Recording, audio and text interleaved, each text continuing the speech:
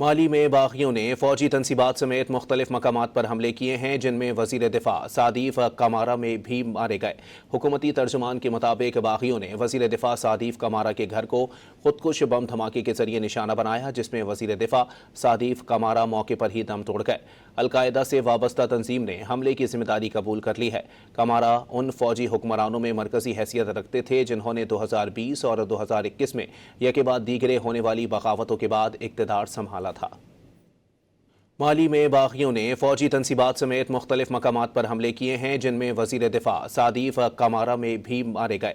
حکومتی ترجمان کے مطابق باغیوں نے وزیر دفاع سعدیف کمارہ کے گھر کو خودکش بم دھماکے کے ذریعے نشانہ بنایا، جس میں وزیر دفاع سعدیف کمارہ موقع پر ہی دم توڑ گئے۔ القاعدہ سے وابستہ تنظیم نے حملے کی ذمہ داری قبول کر لی ہے۔ کمارہ ان فوجی حکمرانوں میں مرکزی حیثیت رکھتے تھے جنہوں نے 2020 اور 2021 میں یکے بعد دیگرے ہونے والی بغاوتوں کے بعد اقتدار سنبھالا تھا۔